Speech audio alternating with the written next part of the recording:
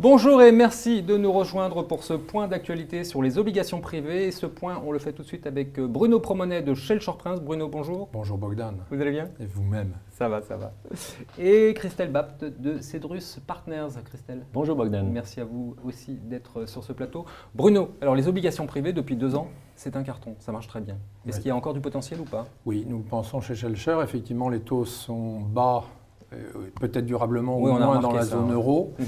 et les spreads se sont bien resserrés. Pour autant, il y a de la valeur à rechercher si l'on est sélectif. Un bon exemple, Ouais. les obligations financières. Depuis 2-3 ans, nous les avons privilégiées par rapport aux obligations. Oui, ça a très bien marché chez vous, mais voilà, maintenant... fort bien. Cet été, la Banque Espirito Santo est venue dérégler le secteur. Pour autant, ça permet à notre avis, dans la mesure où notre analyse reste bonne, de bénéficier de nouveaux points d'entrée. Quand je dis notre analyse reste bonne, c'est-à-dire secteur sous-valorisé. Et puis, on a eu les tests AQR qui sont venus renforcer cette analyse. Alors, il y a de la matière. Par ailleurs, il y a dans votre question une dimension relative. Oui. Très clairement, le Bund aux alentours de 0,75 ou l'OAT à 1,10. Il y a une recherche de rendement. Il y a une recherche de rendement de la part des institutionnels qui ne peuvent pas se contenter de ces rendements. Et le crédit est une excellente réponse. Très bien. Alors justement, les clients institutionnels, dans quel état d'esprit ils sont? Ils en veulent? Ça les intéresse, les obligations privées ou pas? Si on regarde sur 10-15 ans, l'allocation stratégique a été relativement modifiée, notamment avec un grand gagnant, en effet, c'était le crédit. Pour plusieurs raisons, on en connaît une grande partie. C'est l'arbitrage vis-à-vis des actions qui a subi de nombreuses crises, qui a subi une forte volatilité et qui, en plus, est dépendante de contraintes réglementaires. À tel point que sur certains portefeuilles de compagnies d'assurance, l'allocation action a été divisée par plus de 3 au profit de marchés de crédit. Aux États-Unis, c'est la même chose, c'est même encore plus marqué. Depuis le 2e trimestre 2010, les flux entre les instruments de crédit, instruments de crédit et les actions ont été complètement inversés, à tel point qu'aujourd'hui, sur les derniers mois, on est quasiment exclusivement investi sur ce type de stratégie. D'accord. Ça offre aujourd'hui donc un rendement, mais avec moins de volatilité. C'est ce que cherchent les investisseurs. Mais ils ont changé quand même, ces institutionnels. Ils sont plus sophistiqués aujourd'hui qu'il y a 15 ans. Aujourd'hui, on va vraiment dans la finesse du pays, du type de rating, on fait même du crédit ISR, enfin on va assez loin dans la recherche. Ce qui permet finalement de construire des portefeuilles avec des strates de stratégie dans cette même poche obligataire. À tel point qu'aujourd'hui, on a aussi dans l'épargne salariale des gisements potentiels. Même dans l'épargne salariale. puisque en fait, justement, ce sujet n'a pas été autant traité que ça et qu'on recherche cela. Et ça les intéresse tous ou pas? Alors aujourd'hui, certains. Oui, tous, mais de manière différente en fait. C'est-à-dire quoi? Disons qu'il y a différentes façons d'aborder le sujet et c'est l'avantage, on va dire, de cette stratégie. C'est, par exemple, pour des trésoreries d'entreprise ou des réserves ou des associations et des fondations, elles iront plus sur des papiers de meilleurs émetteurs, mais avec des maturités plus courtes, alors que les institutionnels classiques, caisses de retraite ou investisseurs comme les compagnies d'assurance, ont déjà fait cette première étape et vont plutôt vers du high yield.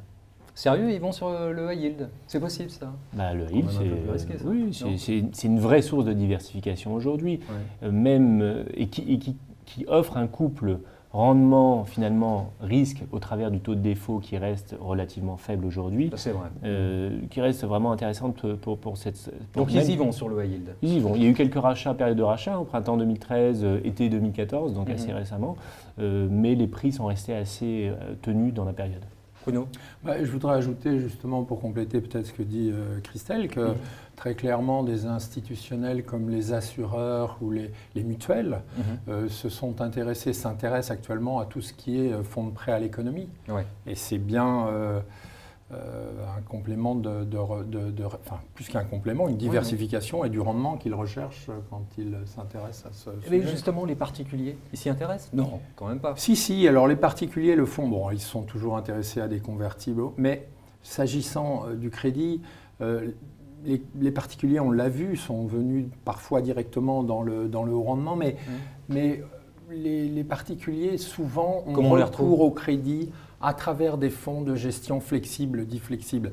Nous qui avons, par exemple, chez Shell-Shore-Prince, notre fonds Shell-Shore-Prince Opportunités Européennes, les gérants ont recours au crédit et voire au Donc ils y sont rendement. présents indirectement en fait. Tout à fait. Très bien. Et sur les nouveautés dans ce domaine, il y a des choses ou pas? Oui, pour compléter ce que vient de dire Bruno, hein, Ouais. c'est très clair. Le sujet des loans ou des prêts à l'économie est vraiment le sujet des derniers mois. Nous, on suit pour des investisseurs ce sujet, des grands comme des petits. On voit que le nombre de fonds ouverts se développe. Avant, on n'était plus sur des liens entre des grandes banques et des grandes compagnies d'assurance. Aujourd'hui, on anticipe des rendements qui restent, dans le contexte actuel, intéressants. Euribor 3 mois plus environ 4%. Alors, c'est à la louche, évidemment, avec 2 avantages supplémentaires dans la gestion des risques. Le risque de défaut avec davantage de covenants et de garanties. Et puis, le risque de taux qui permet de se prémunir avec une indexation sur des taux variables contre une éventuelle hausse des taux que l'on envisage tous dans les prochains mois. Bruno? Nous avons chez Schelcher Prince créé Schelcher Prince Eurocréance 2014. Nous venons de lancer un fonds de prêt à l'économie.